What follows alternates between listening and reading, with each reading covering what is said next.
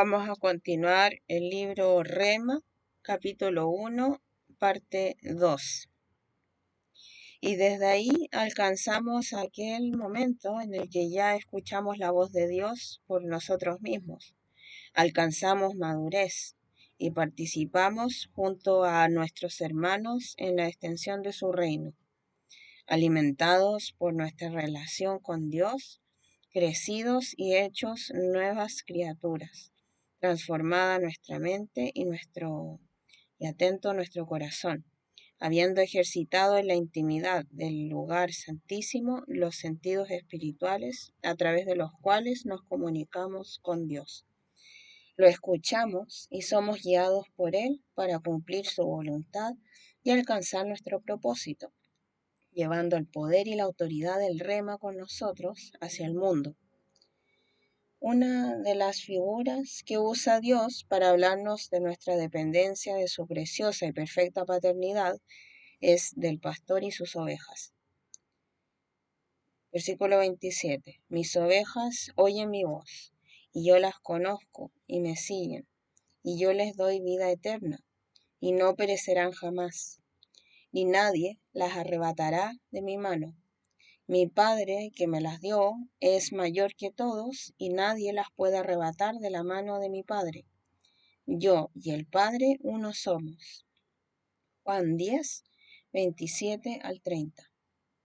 Primero, las ovejas que oyen su voz son aquellas que le pertenecen a Él. Es hermoso recibir la revelación en nuestro corazón del sentido de pertenencia que tiene Dios con sus hijos. Él expresa en esto su amor y su fidelidad, como también el ejercicio de su soberana autoridad. Segundo, sus ovejas son las que reconocen su voz y que, luego de escucharla, obedecen. En eso sabemos quiénes son las que lo oyen y reconocen su manera de hablar, el timbre de su voz, el modo de llamarlas, de atraerlas, de conducirlas con la integridad de su corazón.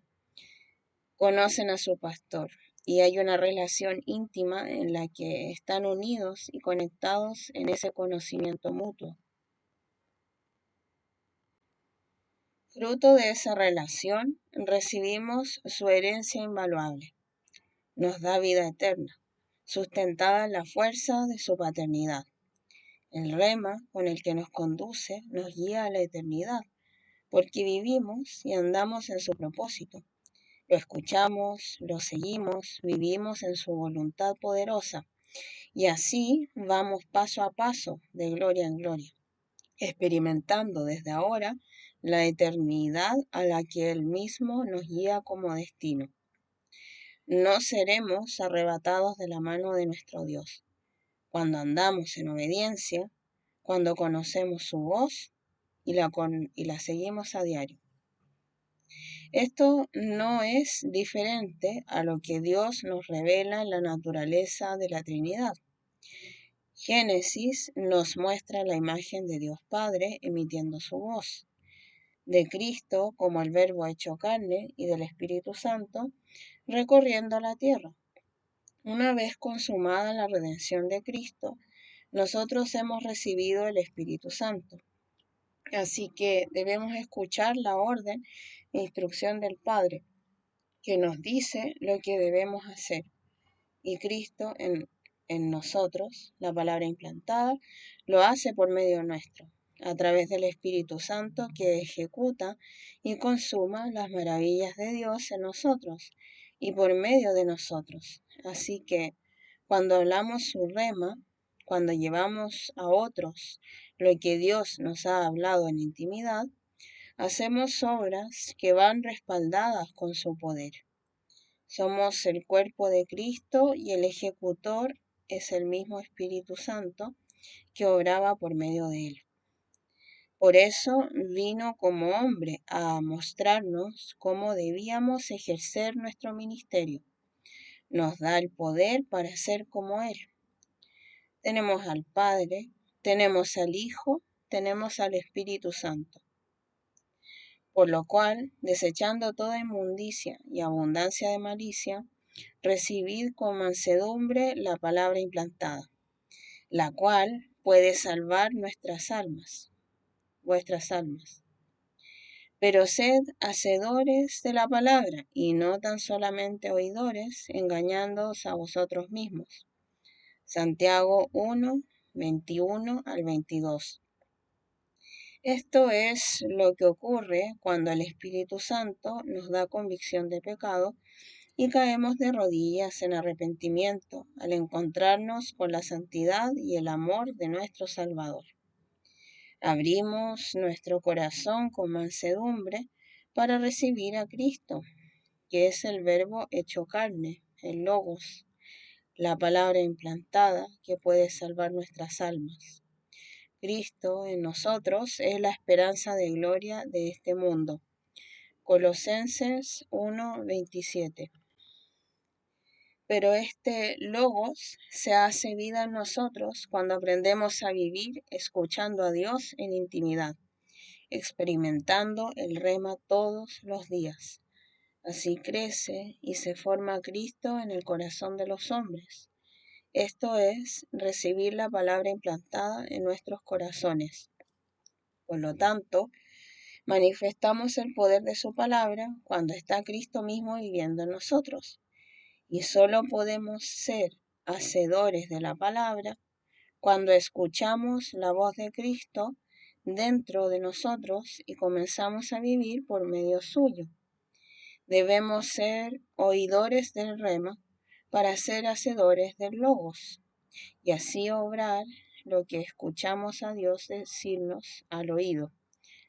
Cuando no vivimos en la voluntad de Dios, nos engañamos a nosotros mismos, creyendo ser hijos de un Padre al que no oímos ni obedecemos. No somos ovejas del pastor si no estamos oyendo su voz. Y cuando escuchamos la voz de Dios, esta viene acompañada del poder del Espíritu Santo, que implanta a Cristo en nosotros. Somos el Verbo hecho carne, llevados a vivir por medio de Él. Esa es la iglesia plena, el cuerpo de su Salvador. En el principio era el Verbo, y el Verbo era con Dios, y el Verbo era Dios. Este era en el principio con Dios. Todas las cosas por Él fueron hechas, y sin Él nada de lo que ha sido hecho fue hecho. En Él estaba la vida, y la vida era la luz de los hombres. La luz en las tinieblas resplandece, y las tinieblas no prevalecieron contra ella. Y aquel Verbo fue hecho carne, y habitó entre nosotros, y vimos su gloria, gloria como del unigénito del Padre, lleno de gracia y de verdad. Juan 1, 1 al 5, 14. El rema de Dios salía de su boca, para que todo fuera hecho por Jesucristo. Él es el Verbo hecho carne, Él es el Logos hecho vida, quien vino a hacer la voluntad pronunciada por el Padre desde el inicio de los tiempos, desde la creación hasta la redención. Sin Él, nada de lo que ha sido hecho fue hecho. Del mismo modo nosotros, redimidos por la sangre y llamados a tener a Cristo en nuestro corazón, no hemos hecho nada en realidad si nuestras obras no son producto de nuestra obediencia a la voluntad soberana de Dios Padre. Lo que hacemos sin Cristo no existe en el mundo espiritual, porque no ha sido provocado por el rema de Dios, por su aliento de vida, por el pronunciamiento de su voluntad, sino más bien ha sido fruto de nuestras ideas humanas y ha tenido como objetivo nuestra vacía, seca y finita vanagloria. Cristo, el Verbo que estaba con Dios creando el mundo, fue hecho carne y habitó entre nosotros, lleno de gracia y de verdad. para seguir cumpliendo la voluntad de su Padre, tal como hizo fundando la tierra, pero ahora para restaurarlo todo por medio de su victoria y su obediencia. Dios quiere que nosotros hagamos carne este verbo, al igual que Él, seamos llenos de gracia, que es el poder de Dios y de verdad, y que vivamos conectados con el corazón del Padre, escuchando su voz, igual que Cristo en el inicio del mundo y en los tiempos de su venida. Él vino como hombre para mostrarnos lo que somos capaces de hacer, como hombres que conectan su corazón al del Padre por medio de su Espíritu. Cristo se despojó de toda su deidad para ser dependiente del Espíritu Santo, en vulnerabilidad humana y trazar un camino de obediencia y sumisión completa, que es posible para todo hombre sometido verdaderamente a Dios, manso, para ser guiado por su Espíritu. Jesucristo hombre hizo todo lo que hizo para mostrarnos el camino.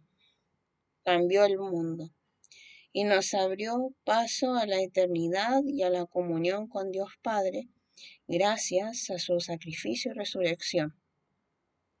Respondió entonces Jesús y les dijo: de cierto os digo, no puede el Hijo hacer nada por sí mismo, sino lo que ve hacer al Padre, porque todo lo que el Padre hace, también lo hace el Hijo igualmente, porque el Padre ama al Hijo y le muestra todas las cosas que Él hace, y mayores obras que éstas le mostrará, de modo que vosotros os maravilléis.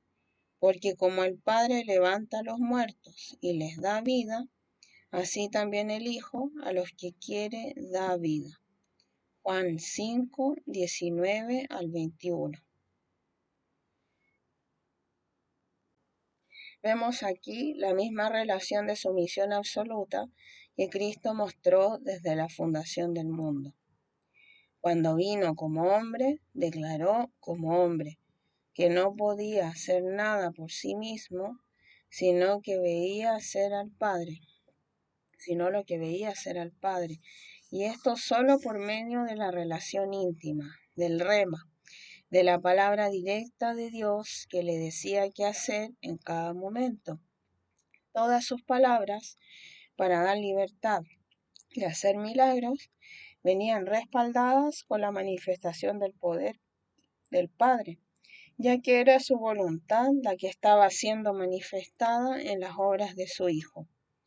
Eso mismo es lo que quiere para nosotros, la misma relación que tuvo con su Hijo amado Jesucristo. Por eso es poderoso el Evangelio, y por eso este no es verdadero, sino manifiesta el poder de Dios. Si no sanamos enfermos, si no traemos libertad espiritual a personas oprimidas, si no si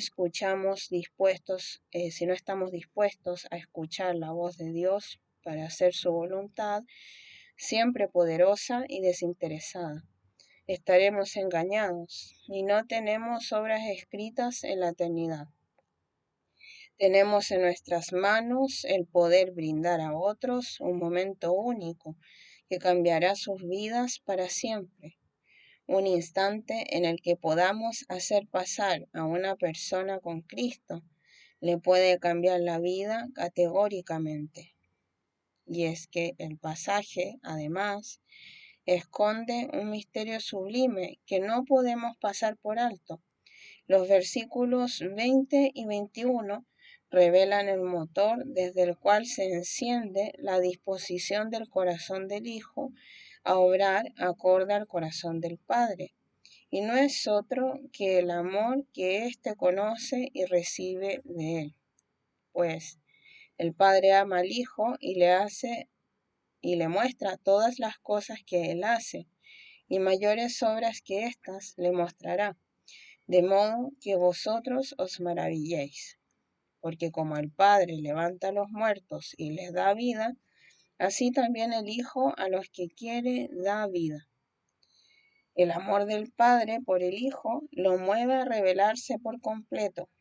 Por su parte, el Hijo, al sentirse amado, no tiene otra respuesta que la de replicar la belleza de las obras del Padre, fruto de un amor perfecto y desinteresado que solo puede dar sin medida. El Padre ama al Hijo y por eso le muestra todas las cosas que hace. El Hijo da fruto de ese amor y hace la voluntad del Padre, dando vida a otros de manera desinteresada, como fruto de la misma pasión que ha recibido de su Padre, levantando de los muertos a quienes Dios quiere rescatar y reconciliar consigo en una relación íntima de amor y crecimiento. Así que, cuando Dios nos revela algo, es porque ya estamos preparados para hacerlo. Cuando su voz nos muestra su voluntad, es para que la efectuemos de manera inmediata. Junto con su palabra nos da poder para llevar a cabo su obra. En su palabra hablada viene también el poder para que superemos el pecado, para que pasemos de muerte a vida y para que, como fruto, nosotros hagamos la misma obra en los corazones de otros, consumando la libertad ganada por Cristo en su obediente sacrificio. De cierto os digo, el que en mí cree, las obras que yo hago, él las hará también, y aún mayores hará, porque yo voy al Padre, y todo lo que pidieres al Padre en mi nombre, lo haré, para que el Padre sea glorificado en el Hijo. Si algo pidiereis en mi nombre, yo lo haré.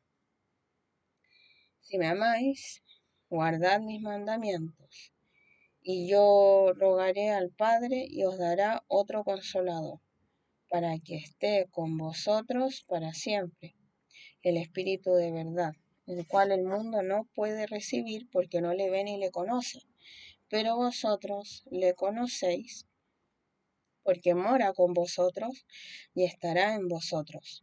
Juan 14, del 12 al 17. De cierto nos dice, cincelando una convicción en nuestro corazón. Si creemos realmente en Él, haremos las obras que le vemos a Él hacer, incluso mayores, ya que Jesucristo va al Padre a ser glorificado. ¿Cómo le vemos hacer esas obras? ¿Dónde las observamos? ¿En qué lugar las admiramos y las conocemos? ¿No es acaso el lugar santísimo, íntimo, el espacio celestial en el que somos llevados cuando entramos a pasar tiempo con Él, donde lo conocemos, escuchamos, recorremos su profundidad, recibimos su pasión por las personas y conocemos su voluntad, lo que quiere que hagamos por ellas? Desde el lugar santísimo, el Padre provee todo lo necesario para ser glorificado en los hijos. Desde ahí volvemos a la tierra a manifestar todo lo que hemos recibido en ese lugar glorioso. No podemos seguir huyendo disimuladamente de los enfermos o de las situaciones imposibles, maquillando nuestra incredulidad ante el sufrimiento de las personas que necesitan una manifestación de la gloria de Dios en sus vidas. Estamos llamados a orar de inmediato por la sanidad de las personas, si es Dios que nos ha mandado a hacerlo en nuestro tiempo íntimo con Él. Pero debemos anhelar vivir en nuestro propósito. Debemos anhelar y buscar el poder de Dios. Es una promesa en la que tenemos la obligación y la urgencia de creer, porque toda la palabra se cumple y porque Dios tiene un tiempo determinado para que cumplamos las obras preparadas de antemano para nosotros. Dios mismo es fiel en hablarnos y declararnos sus deseos. Él anhela ver que glorifiquemos su nombre con su poder. y para eso puso su Espíritu Santo dentro de nosotros, para vernos obrar por medio de él. Si lo amamos, debemos guardar sus mandamientos. Si lo amamos, vamos a dar fruto de obediencia. Mentimos si declaramos amor a Dios, pero no tenemos actos de obediencia que demuestren ese amor. Él nos ha dado el Consolador. Nacemos de nuevo cuando hemos muerto al pecado y resucitado por el Espíritu Santo a una nueva vida, para que podamos bendecir a las personas al amarlas como las ama el Padre, queriendo sanar y liberar a todos quienes vengan a Él. Tenemos la promesa de Dios en nosotros, el Espíritu de Dios, el Espíritu de verdad que quienes no creen no pueden recibir. Si creemos, entonces Él está encendido en nuestro corazón, emocionado porque hará una inmensa obra en nosotros y por medio de nosotros.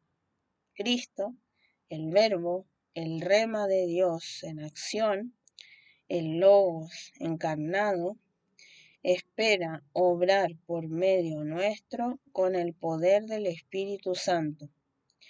Pero este espíritu se contrista, se entristece, se apaga cuando no tiene objetivo en nosotros, cuando no lo dejamos operar, cuando no nos movemos acorde al poder de Dios que quiere impulsarnos, cuando no damos fruto.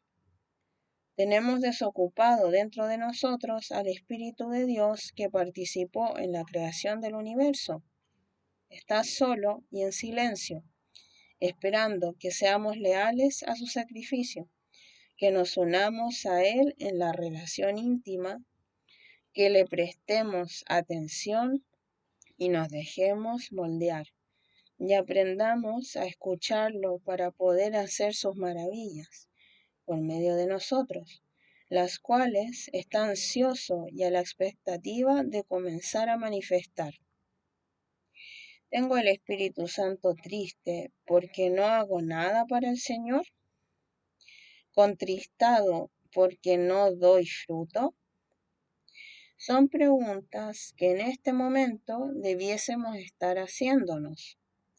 Pero Dios, en su inmensa fidelidad, no nos abandona y se mantiene fiel hasta el final, con la esperanza de que nos dispongamos, de que seamos encendidos para amarlo y movernos acorde a su voluntad y a sus propósitos.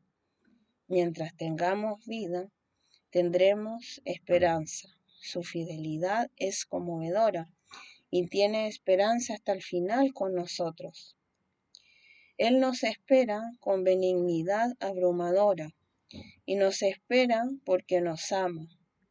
Murió por nosotros para ofrecernos el amor más grande que vamos a recibir en esta vida y para el cual necesitamos una eternidad para experimentar y disfrutar en toda plenitud y profundidad.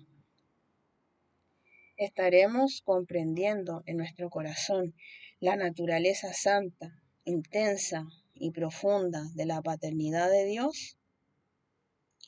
Por esta causa, doblo mis rodillas ante el Padre de nuestro Señor Jesucristo, de quien toma nombre toda familia en los cielos y en la tierra, para que os dé, conforme a las riquezas de su gloria, el ser fortalecidos con poder en el hombre interior, por su Espíritu, para que habite Cristo por la fe en nuestros corazones, a fin de que, arraigados y cimentados en amor, seáis plenamente capaces de comprender con todos los santos cuál sea la anchura, la longitud, la profundidad y la altura, y de conocer el amor de Cristo, que excede a todo conocimiento, para que seáis llenos de toda la plenitud de Dios.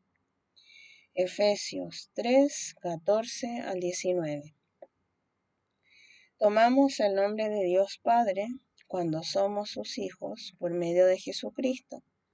Y como hijos legítimos gozamos del derecho de recibir, conforme a las riquezas de su gloria, una medida desmedida, el ser fortalecidos con poder en el hombre interior por su Espíritu Santo. El Señor nos da ese poder, lo tenemos. Creámoslo y vivamos acorde a esa convicción. Todos los hijos de Dios debiésemos estar sanando enfermos, liberando a las personas del pecado y de las cadenas espirituales del enemigo. Debiésemos estar liberando cautivos y llevando a personas a vivir en la paz y el poder de su reconciliación.